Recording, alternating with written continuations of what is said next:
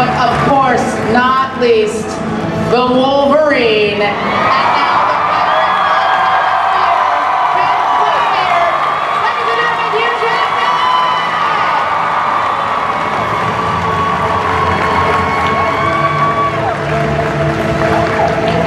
Welcome, everybody. Hi. Hey, guys. Hey, everyone.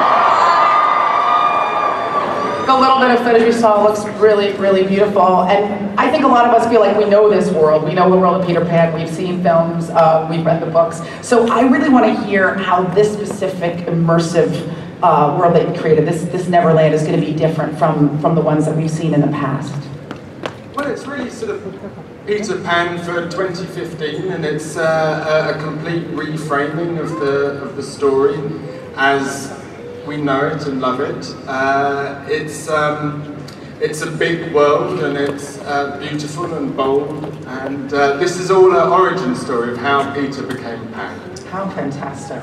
Tell me quickly, guys, what you thought of Joe's vision for this world when he first articulated it to you. Levi, why don't we start with you? An absolutely beautiful script, and when I met Joe and I spoke with Joe at the rehearsal stage, it was the vision of his character was an absolutely perfect idea, and the best one I couldn't have thought. That's awesome. How about you, Garrett?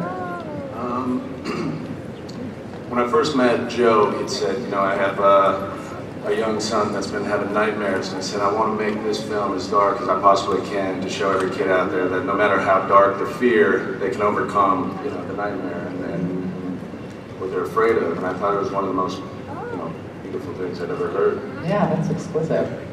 I can guarantee you're going to see Neverland like you have never seen it before through Joe Wright's eyes. The guy, as you all know, is a visionary, and one thing you may not know by seeing it, you probably presume it's all green screen. It was not. Joe likes to build the sets, so Neverland was a set. It was in a hall. I'm looking here, this famous hall is probably 3 times the size of this space. Wow. Right? Was the studio we shot it up in Cardington, where Nolan did all the Batman movies and Inception, and it was incredible. The first day I got on set, I was all dressed up and I went out to go and find Joe. They said, Joe wants to have a look. So we went out with the AD, or the second AD. He couldn't find Joe on the set. It took about 15 minutes. He was lost under some mushroom somewhere. Not that kind of mushroom. I don't know, there's a lot of music playing, but anyway. It was 4 in the morning, I don't know why, but anyway. Yeah, this guy's a visionary, and it was all our joy and pleasure. I don't know if we'll ever get to make movies like that again, so. Do we want to take a look at it? Yeah, we have a new trailer to show you guys.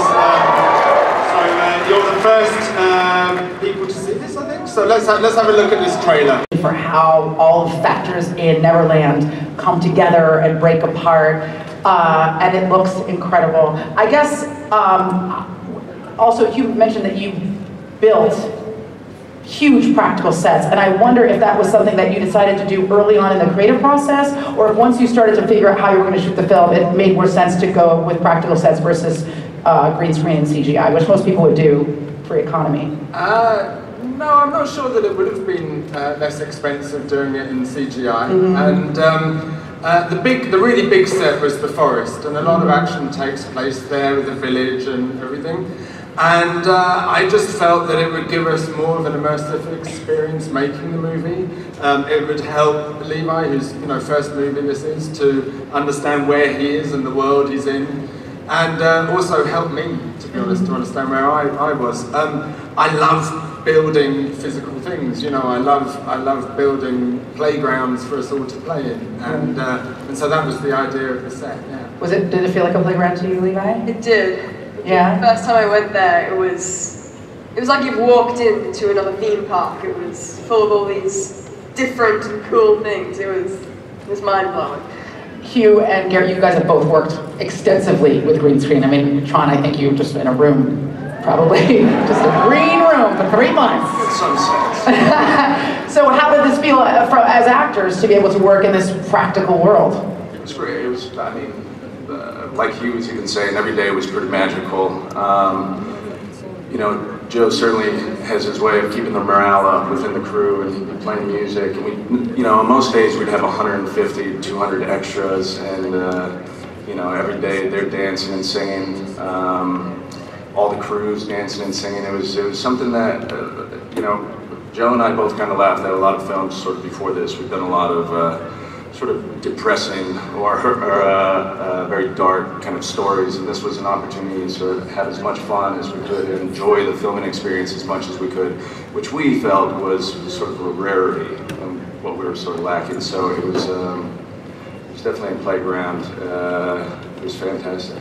Awesome. Awesome. This is one of the most fun movies I've ever made. Joe set the tone. There's music playing all the time. Everyone had a great time. I mean, we're shooting Pan. We're in Neverland. By the way, the pirate ships, full scale, fully built. There were 4 pirate ships built, weren't there? We had 4 pirate ships in a space about the size of this hall. It was incredible, the costumes, and even down to rehearsals. I mean, a lot of directors don't rehearse. Joe had 3 weeks of rehearsals. He had all the pirates in a room. There was a box with clothes, and he said, "Okay, guys, go and dress up, make up your costumes." So for the next 3 hours, that's what we did. We did improvs. It was, the whole thing was a complete joy. The thing was, though, what was in those boxes were only dresses. Yeah. No pants. Yeah. Yeah. We used it again at the wrap party. It was fantastic. Well, I think we have some additional footage to take a look at. Yeah, we have some exclusive new footage for you to look at. No one's seen this before. I believe it is the introduction of Blackbeard to the film. So it's Hugh's introduction. And yeah, let's take a look. Exactly. Yeah, he's pretty crazy. When I first met Joe, he said, you know, here's an image I have in mind for Blackbeard, and he showed me a picture, which was my face superimposed with the wig of Marie Antoinette and the costume of Louis XIV, and I was like, I'm in. It's as crazy as Neverland should be, and every part of it. I remember Joe explaining to me that if you assume that Neverland is a child's imagination, that adults should always be somehow frightening and ridiculous at the same time, which is generally how kids see us. So, which is right, Levi. We are frightening and ridiculous, right? Yes. Yes. You're going to say no to that. Anyway. But it was all Joe's sort of world and his vision from beginning to end. It's exciting also to see the fearsome pirate being someone other than Hook. I mean, Hook is really sympathetic. You can see, at least in this beginning part of it, that he's a different guy. So it'll be interesting to fall in love with someone who we've spent all this time hating in this context. He seems pretty sweet, your Hook. Give it time. Let's get an audience question in here. Come on over. Poison Ivy. Yeah. Hi, I'm Cheryl from New York. Obviously, there's a lot of sources of Peter Pan. I realize that you all wanted to create your own identity, but was there anything that, any of these sources that you went to for inspiration in creating your roles? Thanks. Thanks. The main source material for the movie was Barry's book, Peter Pan, and for me the main inspiration from that book was a sense of its strangeness. It's a very odd book. It doesn't underestimate the children's intelligence and is quite dark. But also the characters, there are no real goodies or baddies. Even Peter is quite flawed.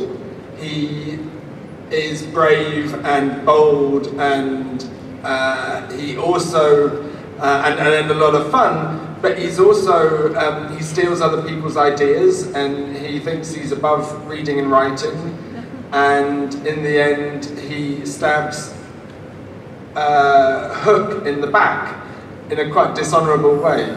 So I really loved the kind of duplicity of all the characters, especially Peter, but also Hook and Tiger Lily and so on.